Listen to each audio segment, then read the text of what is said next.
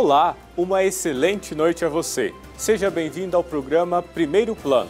Vamos conferir as principais notícias dessa semana aqui na TV das Bênçãos do Pai.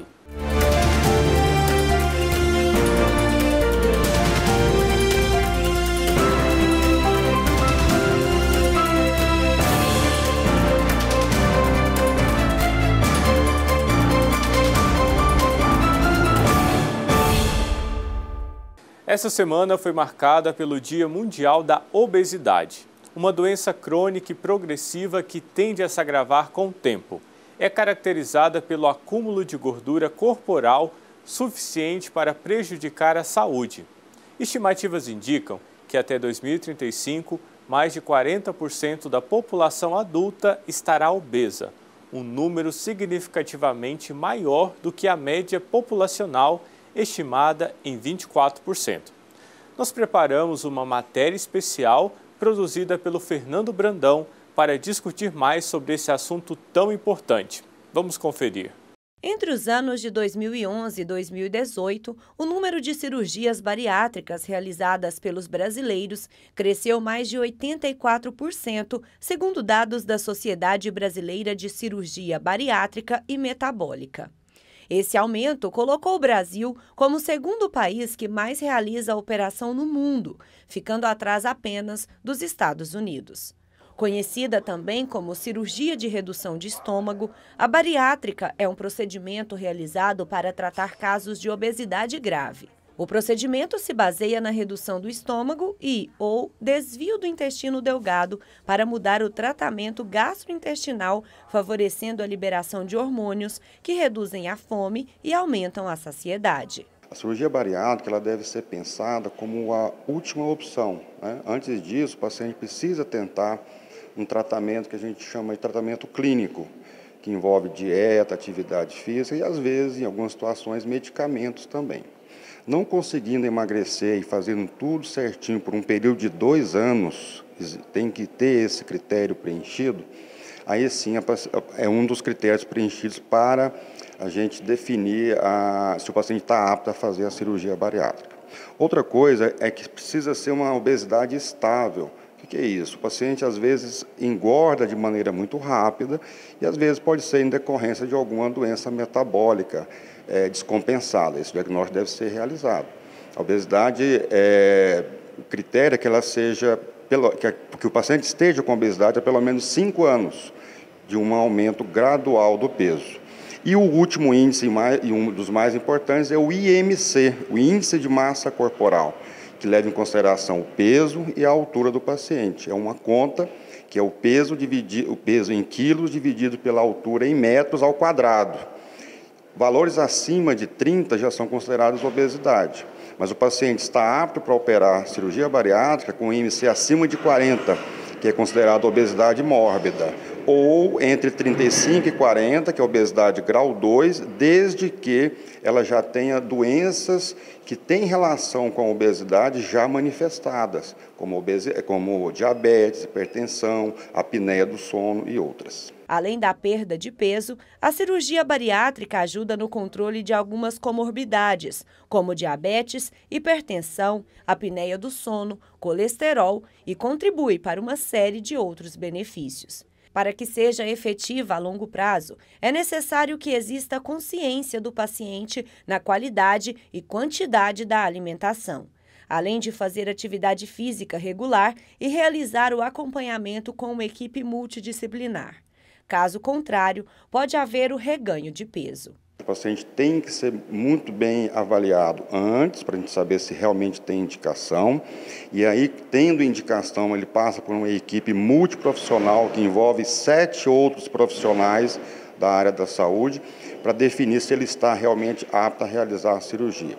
Tem todo um cuidado durante o procedimento, obviamente, com material adequado, centro cirúrgico, profissionais habilitados, e depois o pós-operatório, que é tão importante quanto os demais, porque ali o paciente precisa ser acompanhado de maneira adequada, de perto, com um nutricionista, com um psicólogo às vezes, né, e com a equipe toda, para que ele não volte a engordar. O reganho de peso é uma das principais complicações que pode acontecer a longo prazo no paciente que não faz um acompanhamento de maneira adequada. Depende muito dele e, obviamente, desse acompanhamento profissional de perto. Em maior ou menor grau, a obesidade é um problema de saúde pública em praticamente todo o mundo. De acordo com a Organização Mundial de Saúde, mais de 1 bilhão e 900 milhões de pessoas estão acima do peso. Desse montante, 650 milhões são obesas. Dados apontam que até 2035, 41% da população adulta estará obesa, um número bem acima do estimado para a média populacional, que seria de 25%. Por isso é tão importante o cuidado com a saúde. Para modificar a realidade de pessoas que vivem com a obesidade, o Hospital Estadual Alberto Rassi, mais conhecido como Hospital Geral de Goiânia, que fica na capital do estado de Goiás, implantou o Programa de Controle e Cirurgia da Obesidade.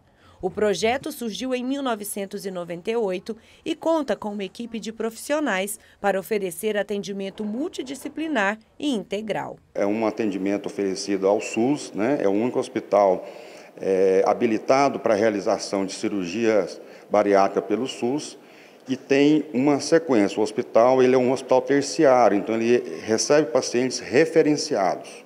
Então, o paciente que tem obesidade, que se acha em condições, né, que tem indicações de cirurgia bariátrica, deve primeiro procurar assistência básica. Aqui em Goiânia, nos CAIS, CIAMES e no interior, os hospitais municipais. Tendo indicação, o médico que fez o primeiro atendimento, definindo que há essa indicação, encaminha o paciente para o HGG para ele adentrar ao programa, ao PCCO.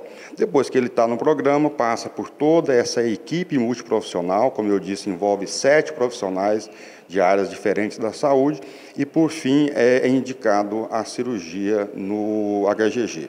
Nós temos uma capacidade hoje de realizar em torno de 20 a 30 cirurgias por mês.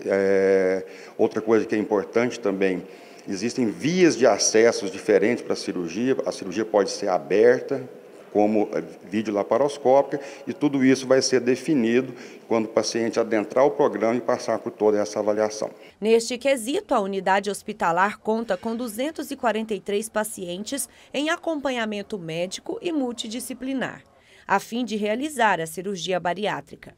Só neste mês estão previstas cerca de 20 cirurgias. No ano passado, foram realizados 178 procedimentos.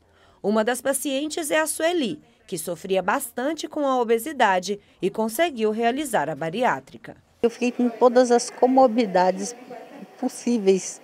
Eu fiquei.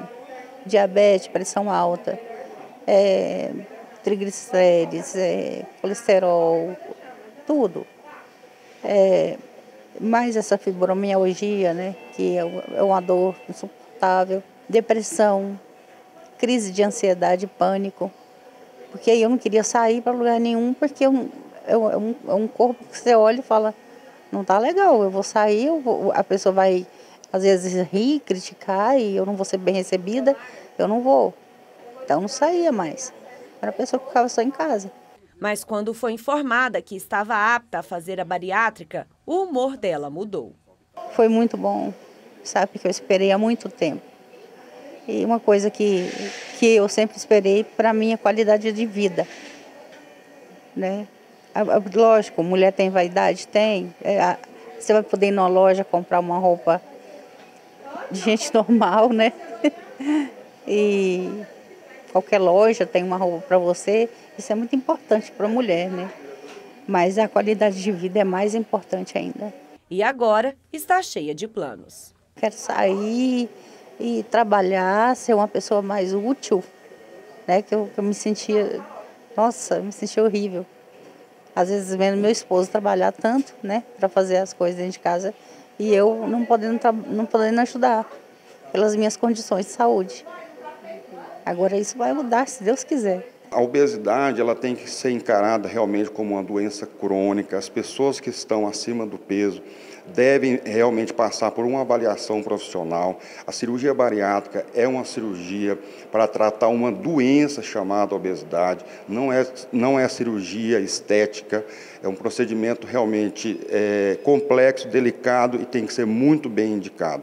A gente costuma colocar na balança os benefícios e os riscos da cirurgia, e ela está indicada quando a balança pesa para os benefícios, e é isso que o HGG procura oferecer para o paciente, esse acolhimento para que ele tenha uma avaliação global, multiprofissional, para que a cirurgia possa realmente ter sucesso.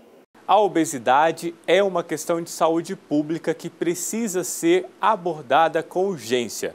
Para se pensar na saúde, precisamos primeiramente cuidar do nosso corpo. A pesquisa sobre nossa programação continua e está disponível no nosso site. Esse é um espaço crucial em nosso processo de reestruturação para aumentar a transparência e a integridade entre todos nós. É uma oportunidade para você, devoto, compartilhar suas ideias, sentimentos e sugestões sobre nossa jornada de fé conjunta. Convidamos você para participar respondendo à pesquisa e ajudando a moldar o futuro de nossa missão. Você pode participar através do nosso site ou pelo QR Code que agora aparece na nossa tela. Sua voz é essencial para o nosso crescimento contínuo e serviço dedicado. Participe, contamos com a sua colaboração. A fome é um assunto que, infelizmente, está em pauta no Brasil e no mundo. De acordo com a pesquisa, 45% das mortes de crianças são causadas por má nutrição. E sobre esse assunto, o Alex Rodrigues conversou como especialista para saber mais sobre as medidas de combater essa realidade tão cruel. Vamos acompanhar. Vamos falar então a respeito desse assunto que tem chamado tanta atenção a nível mundial. É que, de acordo com uma pesquisa, por exemplo, para se ter uma ideia, 45% das crianças de 0 até 5 anos que acabam morrendo, isso se deve por conta da má alimentação. É um número extremamente alto, né, Reginaldo? Bom dia, bom tê-lo conosco. Bom dia, Alex. Nós estamos muito felizes em poder estar participando desse momento. Infelizmente, falando de algo que é muito triste. Essa é uma situação alarmante no mundo. O número de fome, da fome e pobreza cresceu nos últimos anos. E é isso, 45% de mortes de crianças ao redor do mundo estão relacionados com a má nutrição, com a fome. E isso é evidente nos últimos anos, tem aumentado, especialmente também no Brasil, não é diferente essa situação. Certo. Reginaldo, e até em cima disso, né, pelo que você estuda, pelo que você acompanha, como é que o mundo vem lidando com essa situação? Porque são números, um assunto que a gente já debate há muito tempo, mas são números que parece que não reduzem, Reginaldo. Infelizmente, Alex, nós temos nos últimos anos um aumento da pobreza em boa parte do mundo, em vários países do mundo. E os investimentos necessários para o enfrentamento à fome não foram suficientes para poder combater. Então, o que nós temos hoje? Além da fome, que já era algo presente na realidade em muitos países, as mudanças climáticas também, elas têm provocado um aumento da fome. Então, os países hoje, eles não têm apresentado mecanismos, ferramentas que visem combater e que tratem esse assunto com prioridade. A pesquisa da Ipsos, que é uma pesquisa de percepção, coloca que essa é uma preocupação das pessoas, da sociedade civil, né? A população mundial, global, ela está preocupada, porque tem duas coisas, de acordo com elas, que afetam as crianças. A pobreza e a segunda delas é a fome. Para o Brasil, para aqueles que foram escutados no Brasil, 31% disseram que a fome afeta a vida das crianças. Entretanto, os governos globais, a governança global hoje, não tem feito os esforços necessários para enfrentar a fome e combater e garantir que essas crianças não venham a morrer por falta de alimentos, que não tenham acesso a esses alimentos. Reginaldo, e até você citou aí a pesquisa, eu lendo ela, antes de vir conversar contigo, eu vi lá que 31% dos responsáveis que foram entrevistados disseram que já colocaram os filhos, as crianças, para dormirem mais cedo pela falta de alimento. E assim, foi um dado que vi que me mexeu bastante, assim, me tocou bastante, porque deve ser complicado também para uma família, né? E você até com esse trabalho que você faz na Visão Mundial, sim, deve lidar muito com esse tipo de situação, com esse tipo de relato também. Foi uma coincidência bem grande agora, Alex, que esse foi o dado que eu considerei muito importante para a gente poder anotar e relembrar, né? 31% dessas famílias, elas disseram realmente que já foram dormir com seus filhos sem ter os nutrientes, a alimentação necessária naquele dia. Infelizmente, essa situação que tem se tornado muito comum em diversos espaços. A gente precisa enfrentar esse problema de maneira muito real, porque afeta as famílias, né? É terrível para um pai, para uma mãe, para um cuidador, ir para casa com seu filho com fome, não ter o básico para poder alimentar. A percepção da pesquisa também traz que elas tiveram dificuldades para comprar o alimento no mês. Muitos não tinham o recurso necessário, o dinheiro, a gente fala mesmo, para dizer assim, vamos comprar os alimentos necessários. E aí a questão de não ter condições, seja por aumento do preço do alimento nesses países, nessas cidades, leva ao outro fato, essa criança que não vai ter, ao fim da noite, o alimento necessário. Ela vai dormir com fome. Então, boa parte dessas crianças, elas nascem e estão crescendo em um ambiente de muita privação de alimentos, muita privação mesmo. Certo. Ô, Reginaldo, e até em cima disso, porque em pleno século XXI, a gente se depara muito também com a situação de desperdício de produtos que acabam passando ali da data de validade, muita coisa que se perde e tanta gente passando fome, né? Você que é um especialista dessa área, como é que você lida com esse assunto? Como é que o mundo tem lidado com essa estratégia para tentar diminuir esse número de pessoas que sentem fome? Um ponto muito importante que eu acho que precisamos levar em conta é que não existe falta de alimentos. Nós temos alimentos suficientes para poder prover toda a população mundial e do país também. Nós temos os alimentos suficientes. O que falta é uma priorização e um cuidado dos governos locais para garantir que esse alimento chegue à mesa daqueles que mais precisam. Então, é um tema, assim, é prioridade. A Visão Mundial, onde trabalho atualmente, desenvolveu uma campanha, e o nome da campanha, que está em inglês, mas traduzindo para o português, se chama Suficiente.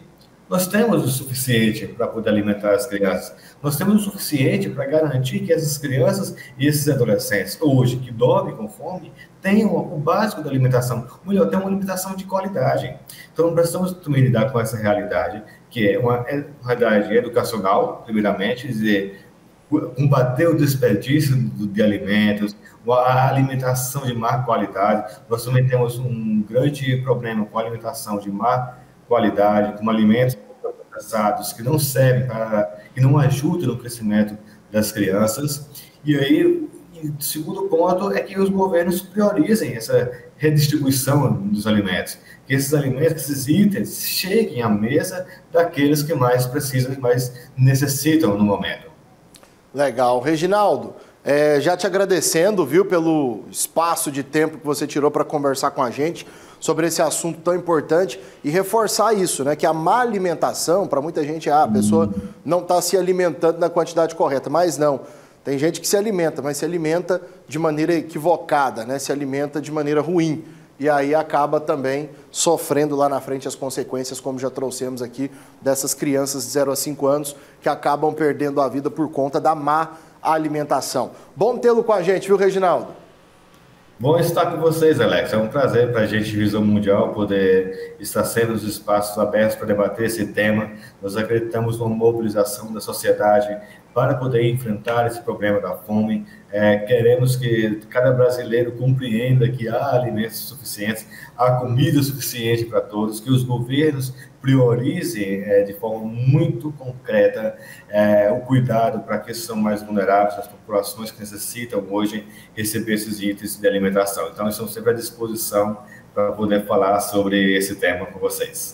A fome é uma realidade dura e cruel. É um desafio que precisa ser enfrentado. É fundamental o apoio a ONGs e a implementação de ações direcionadas para combater a miséria e a fome.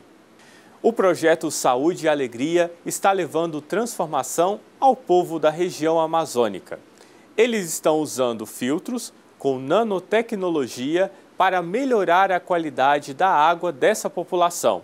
Vamos ver mais sobre esse assunto na reportagem da Ana Luísa Abreu.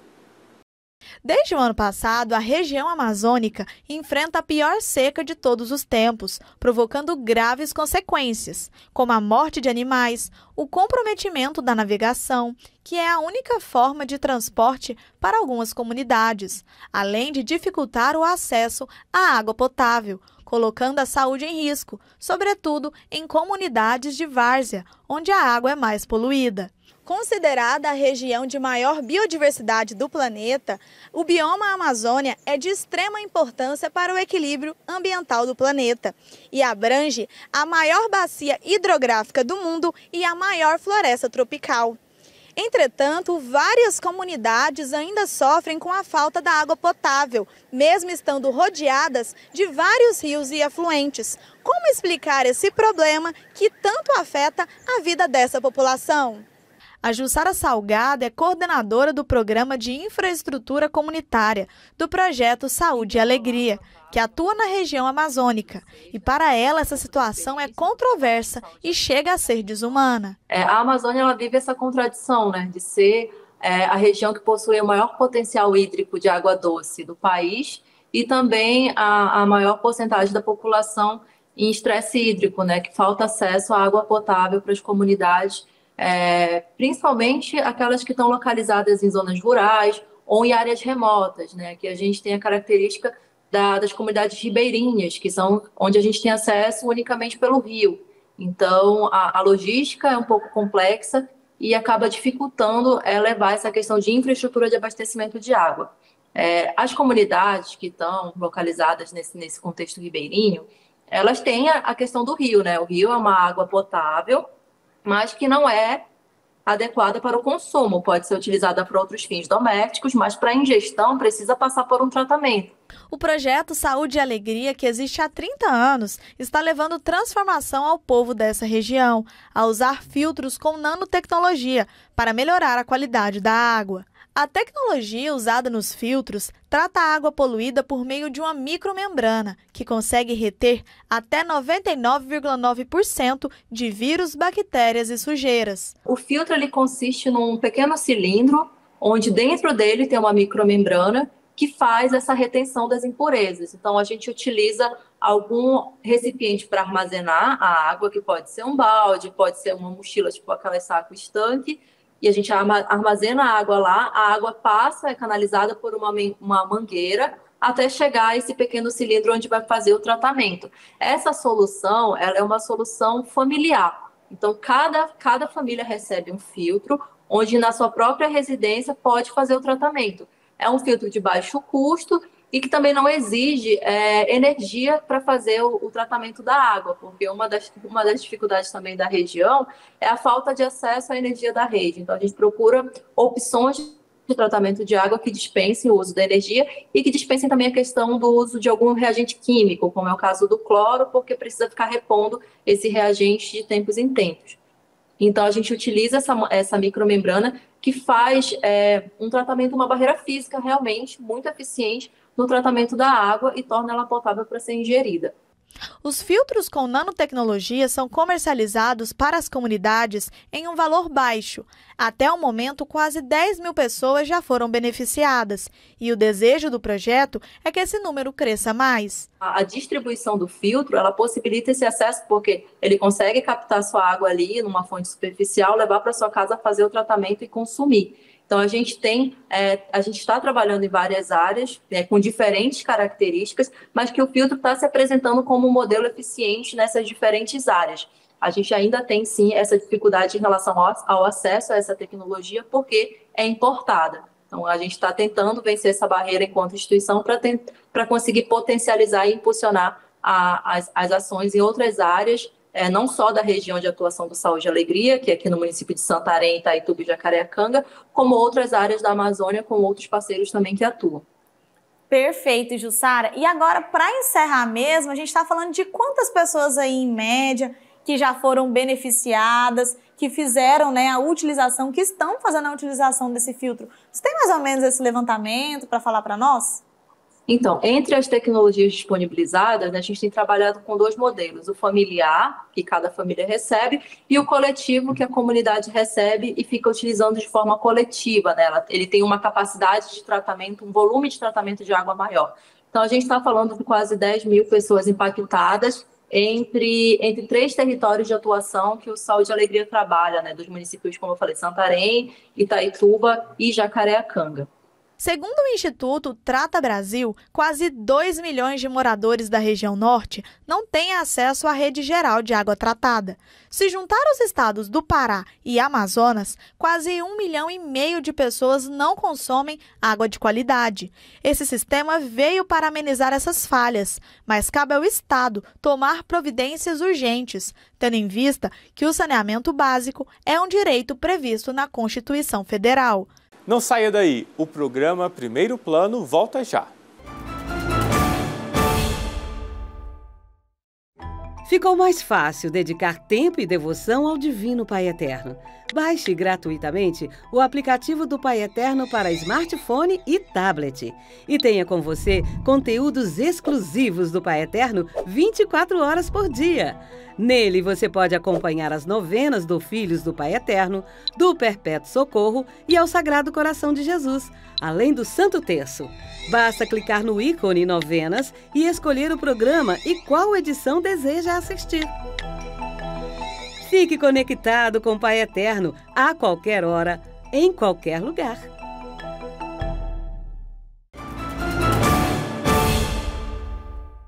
Estamos de volta com mais notícias em Primeiro Plano. Durante a Quaresma, algumas paróquias realizam missas durante a madrugada. São as missas da penitência. E a Ana Luísa traz para a gente informações sobre a missa realizada na paróquia Nossa Senhora Aparecida, em Santa Catarina. Vamos ver. Para os católicos e católicas, o período da Quaresma é um dos mais importantes ao longo do ano. A Quaresma já começou e esse momento é muito importante na nossa vida, como um retiro espiritual, um momento principalmente de conversão. Mas você que está aí do outro lado, já ouviu falar das missas penitenciais da madrugada? Não? Então fica aqui, que é sobre isso que nós vamos conversar hoje. E agora a gente vai conversar com o padre Fábio Bosco, que fala diretamente da Diocese de Joinville, no estado da Santa Catarina. Padre, fala para nós qual a importância dessas missas que tem um significado muito especial, não é mesmo? Exatamente. Primeiramente, quero agradecer a oportunidade de falar um pouco sobre a importância dessas missas penitenciais que nós viemos realizando já tem alguns anos aqui na paróquia de Nossa Senhora Aparecida, em São Bento do Sul.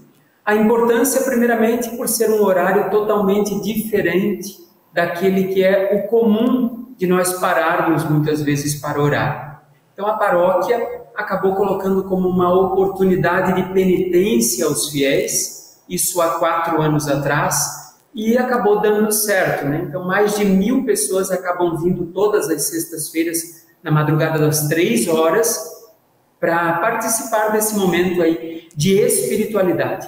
E nós sabemos que orar na madrugada traz um grande efeito para a nossa vida, né? Estamos desligados ainda de tantas outras situações do dia a dia, e isso fortifica cada vez mais a nossa fé. E a Quaresma já é um período bastante convidativo para esses momentos penitenciais também.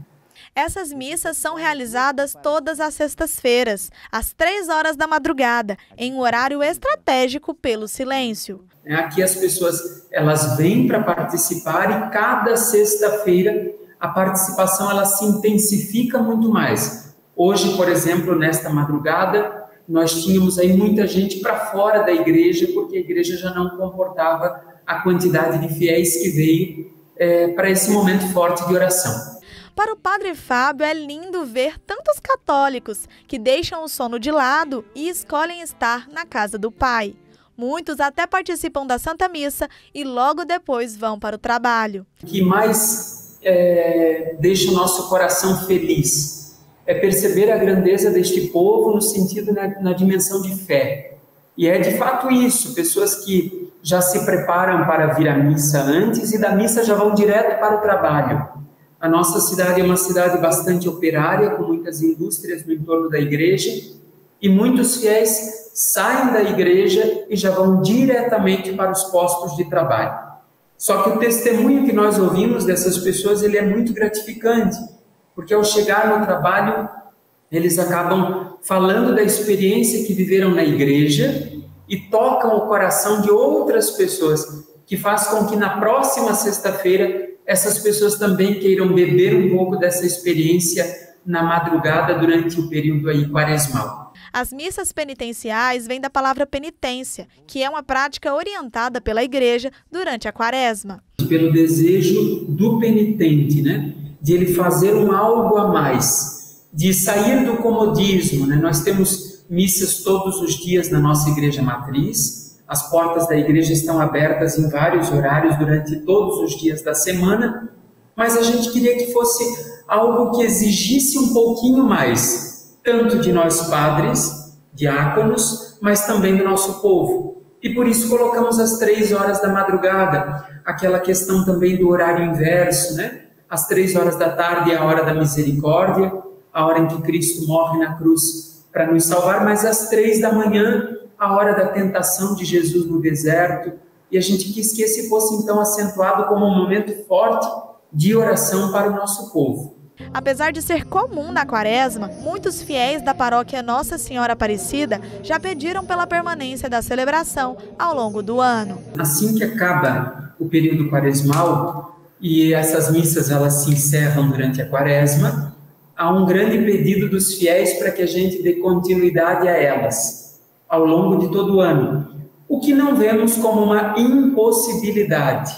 No entanto, a gente não gostaria de tirar a força que existe para esse momento de oração durante o período quaresmal, para que não houvesse que as pessoas não compreendessem que vir fora da quaresma tem o mesmo peso do que dentro da quaresma.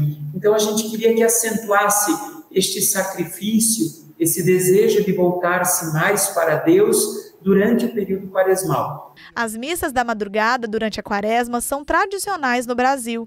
Em Campo Grande, por exemplo, a paróquia Nossa Senhora Auxiliadora reúne os fiéis no mesmo horário para a missa da penitência. E falando em madrugada, durante a tradicional Romaria do Divino Pai Eterno, realizada todos os anos na capital da fé, às 5 horas da manhã acontece a procissão da penitência, logo depois da alvorada, acordando toda a cidade. Os devotos e devotas seguem a pé, rezando o terço até a Praça do Santuário Basílica, como uma expressão de fé e amor. A Pastoral da Criança, um organismo de ação social da Conferência Nacional dos Bispos do Brasil, tem como objetivo trabalhar com as famílias para o desenvolvimento integral das crianças, fazendo parte da Comissão Episcopal de Ação Sociotransformadora. A Pastoral da Criança tem uma história rica e impactante.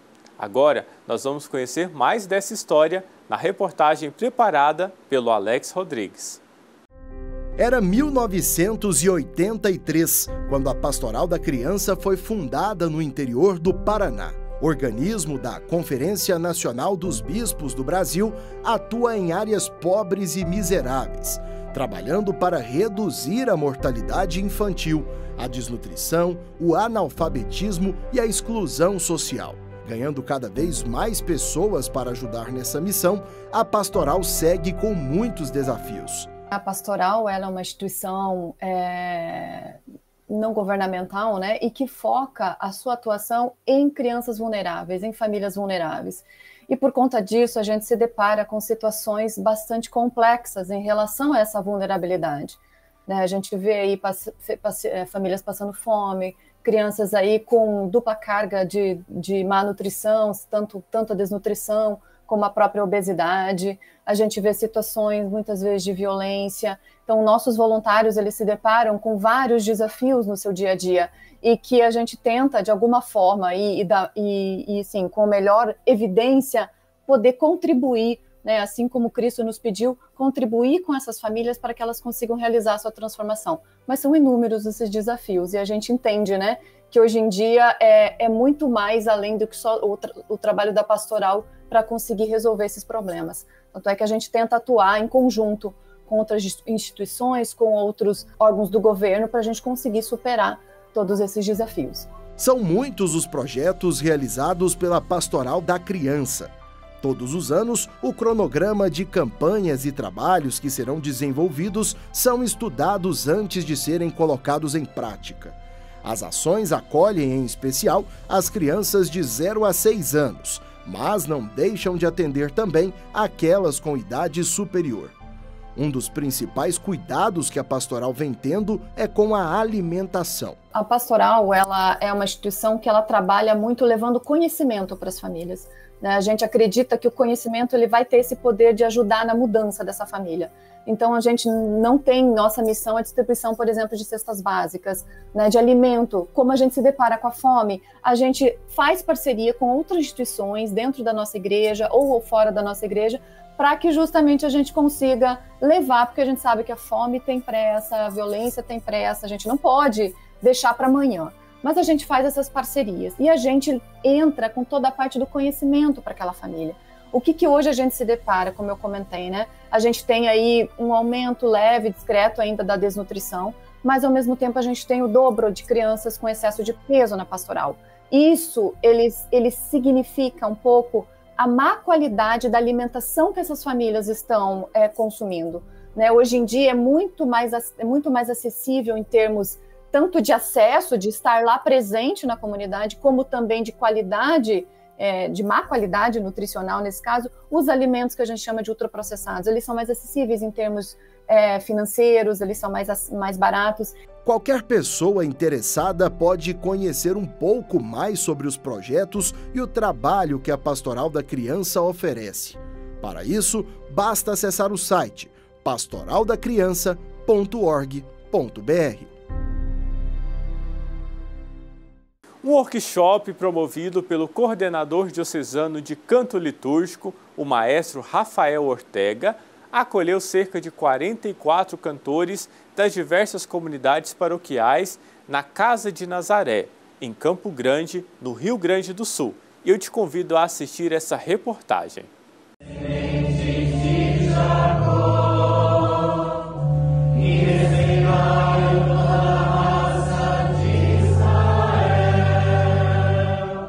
A música inserida no contexto litúrgico ajuda a compreender o mistério eucarístico. A sinergia entre canto e celebração é fundamental para que cada fiel possa se conectar ao sagrado.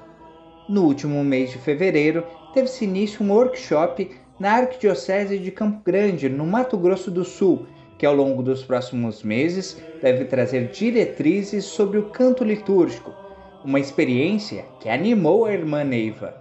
A vida inteira eu ouvi dizer que eu sou muito desafinada, até que conheci o maestro Rafael, regendo um pequeno coral numa escola em que trabalho. E ele me fez ver que você pode ter uma afinação, uma entonação diferente da maioria das outras pessoas. E isso não te impossibilita louvar a Deus através do canto. Este primeiro encontro acolheu cerca de 44 cantores das diversas comunidades paroquiais. Eu fiquei sabendo do workshop através das redes sociais do professor Rafael.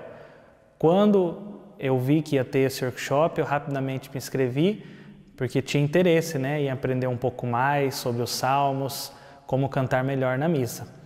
E esse curso foi muito importante, porque lá a gente aprendeu, além da origem dos salmos, que veio do gradual romano, depois o gradual simples, toda essa origem, todo o jeito que foi organizado os salmos. Além de aprender tudo isso, a gente também teve a prática. A prática ensinou muito, porque a prática ensina a gente a como ter a postura na hora de cantar o salmo, lá no ambão, e também a maneira mais correta de executar, respiração, o jeito de entoar a voz, o jeito de projetar a nossa voz, para que seja um canto bonito, agradável, né? E também que seja compreensível às pessoas. O estudo foi centrado exclusivamente nos salmos, suas origens, seus tipos, além da análise de partituras com origem nos tons gregorianos. No curso nós fizemos a análise das partituras, do que é uma partitura gregoriana, uma partitura responsorial, uma partitura do gradual, uma partitura moderna com inspiração no gregoriano, porque a igreja nos dá essa diversidade, né? Que nós não somos obrigados a cantar necessariamente um salmo gregoriano, como está no gradual romano, no gradual simples, mas ela nos dá essa diversidade de nós cantarmos os tons, né, de salmos e toda a liturgia, mas baseados no gregoriano, que tem a inspiração no gregoriano. Posteriormente, toda a teoria foi colocada em prática, na proposta de assimilar tudo o que foi aprendido. Depois nós passamos para a parte prática, né? A parte prática de interpretação do salmo, de técnica vocal, como salmodiar bem, de dicção, de respiração. E nós já vamos ter o próximo encontro agora em abril, para nós treinarmos e somente os cantos, os salmos da Páscoa. E vai ser só a parte prática daí, porque a parte teórica a gente já abordou. A proposta é que sejam realizados outros encontros ao longo do ano para fortalecer ainda mais essa dinâmica. A música, ela, como diz os santos padres, ela é parte integrante da liturgia. Ela não é adorno, ela tem a palavra de Deus. Quando a gente canta, nós estamos cantando a palavra de Deus. Nós não estamos ali enfeitando a liturgia, nós também estamos sendo ministros da palavra. Através da nossa boca, nós estamos cantando a palavra de Deus, né?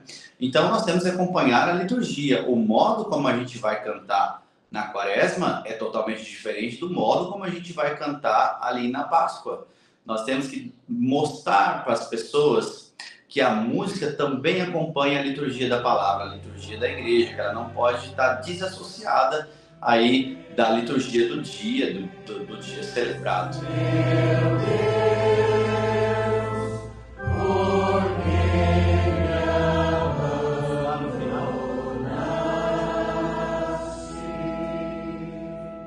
Daqui a pouquinho eu volto com as principais notícias aqui da TV Pai Eterno.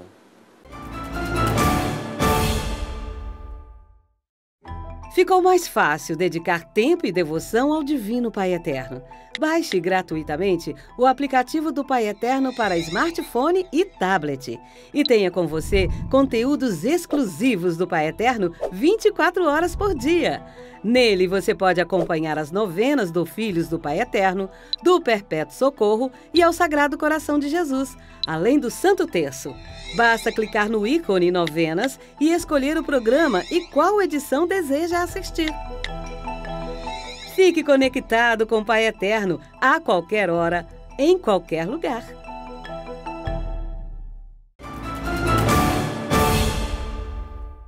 Estamos de volta com mais notícias em primeiro plano.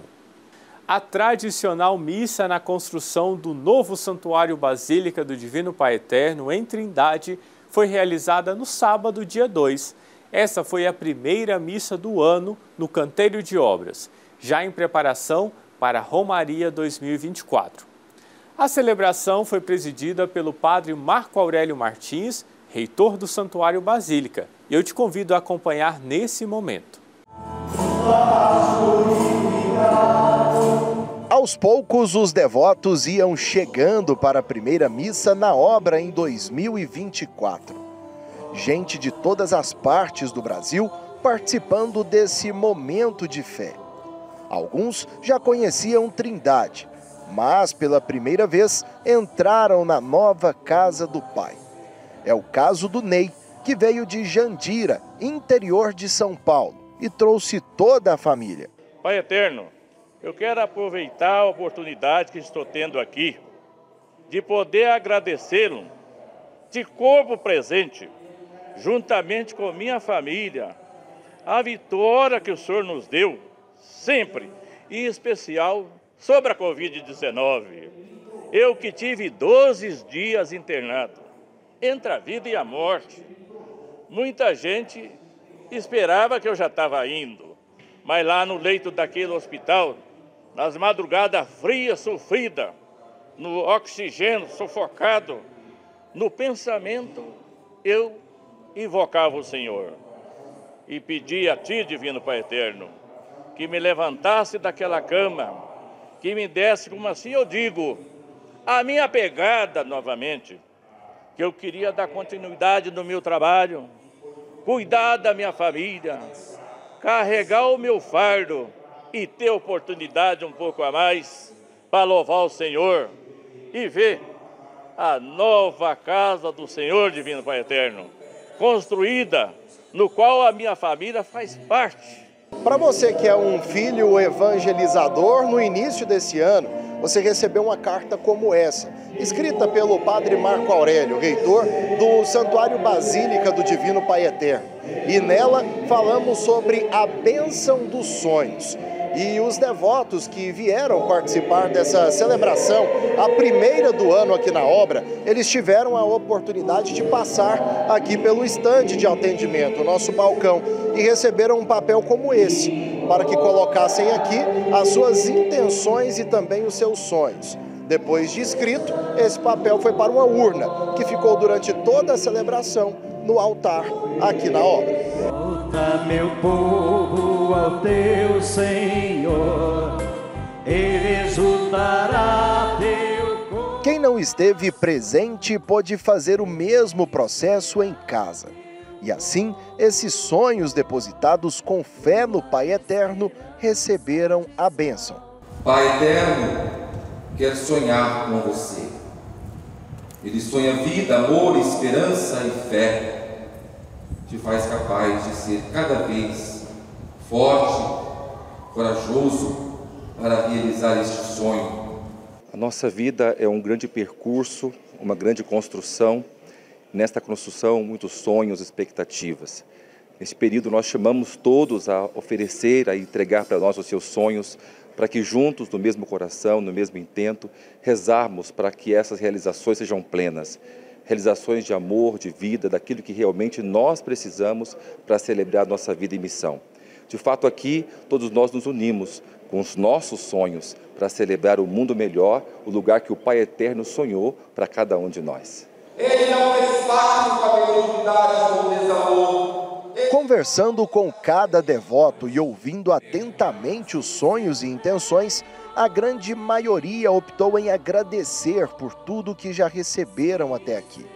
A Dona Maria veio de Belo Horizonte e pediu até para compartilhar testemunhos conosco. O meu testemunho é o seguinte: meu filho, no carnaval do ano passado, mas ele não estava no carnaval não, ele falou comigo assim: mamãe, de manhã vou jogar bola. Aí ele tinha comprado uma chuteira nova, eu falei: não vai com a chuteira nova não. Aí ele temou e foi. Chegou lá, ele caiu por cima do pé e abriu a perna, do joelho até o tornozelo. E saiu, o tornozelo saiu, descolou da perna. Então ele levou 8 pares de pinos na perna e uma haste. E o médico não deu muita segurança porque ele voltasse a uma vida normal de caminhada. Aí ele ficou 2 meses na cadeira de roda, fez 60 fisioterapia e o Pai Eterno é tão maravilhoso, tão bom, que hoje ele faz tudo. Ele dirige, ele anda, ele faz academia, anda para todo lado, faz caminhada, só não corre porque o médico ainda não autorizou correr. Mas o resto tudo ele já faz. Para quem não ia sair da cadeira de roda, hoje ele anda e faz tudo. A outra é o seguinte: no ano de 2022 eu tive Covid junto com embolia pulmonar. Fiquei internada 14 dias. 3 dias que eu estava internada, eu não dormi. Não dormi nada, só tossia e gemendo. Aí eu fui pedindo ao Divino Pai Eterno, que eu estava internada no Hospital Católico, no Hospital Madre Teresa, lá de Belo Horizonte. E aí eu fui pedindo Pai Eterno. Eu tinha 24 horas, eu pedi Pai Eterno para me curar. E ele me curou e eu saí de lá sem sequelas, porém mais ou menos, e hoje eu não sinto nada. Meu dímero D é normal. O Senhor esteja convosco. Ele está no meio de nós. E é assim, confiando plenamente no Pai Eterno em um local que representa um sonho compartilhado por todos nós, que muitas outras histórias de bênçãos alcançadas serão compartilhadas. Viva o Divino Pai Eterno! Viva Jesus Cristo! Viva o Espírito Santo! Viva Nossa Senhora! E agora vamos conferir uma matéria especial contando mais sobre como foi desenvolvida a identidade visual da Romaria 2024. A igreja, ela é promotora de vida, guardiã do patrimônio da fé. Ela tem como responsabilidade fazer com que as pessoas se aproximem do sagrado. E a proximidade com o sagrado se dá a partir desta intimidade com o Pai Eterno, a partir da oração. Você se joga na relação com Deus, no que vai dar, seja feita a vossa vontade, não a nossa. O Papa Francisco propõe um ano inteiro dedicado ao tema da oração. Então a nossa festa de 2024 tem a beleza de um conteúdo temático, a oração. Pai Eterno, a vós a nossa oração. Que todas as pessoas que vierem para a Trindade neste ano participar da Romaria possam renovar essa intimidade e, portanto, a oração do Pai Nosso vai nos ajudar a fazer este caminho, rezando tudo aquilo que nós rezamos todos os dias. A finalidade da arte é ajudar-nos a comunicar o conteúdo da fé. A gente fez muitas pesquisas na arte renascentista, do Vaticano, porque a gente também precisava de um embasamento histórico. Várias reuniões para pensar essa identidade visual, compor essa imagem, sempre é um desafio. Traduzir para aqueles que ali têm nas mãos a capacidade técnica para escrever, para promover, para desenhar com tanta habilidade, que mensagem realmente nós queremos trazer para os romeiros deste ano? Promover um sentimento nas pessoas. Tanto no campo artístico, quanto no campo histórico, nos simbolismos de tudo que está ali na peça.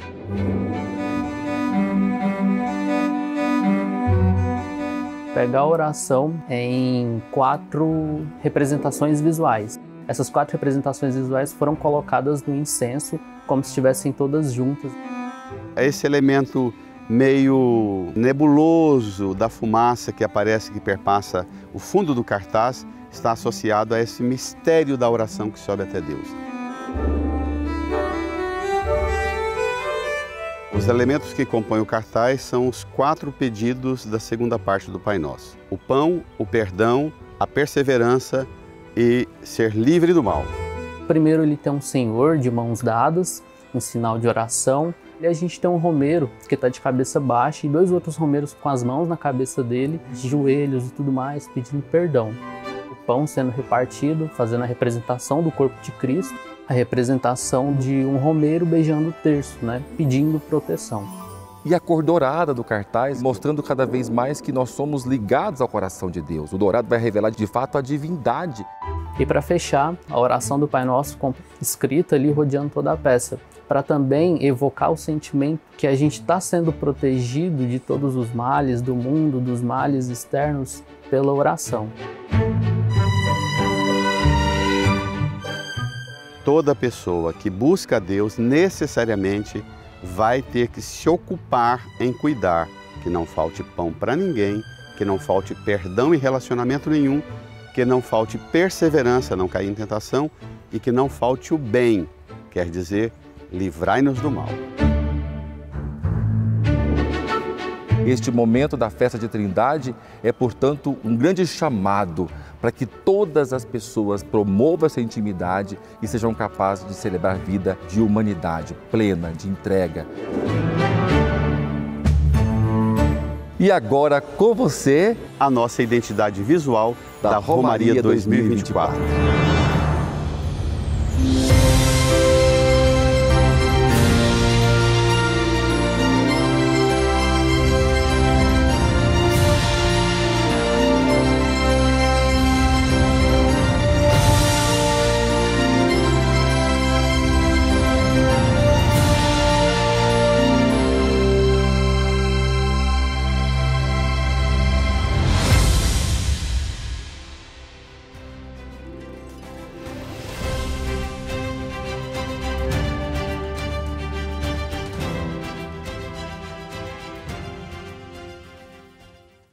E assim, chegamos ao final de mais uma edição do Primeiro Plano.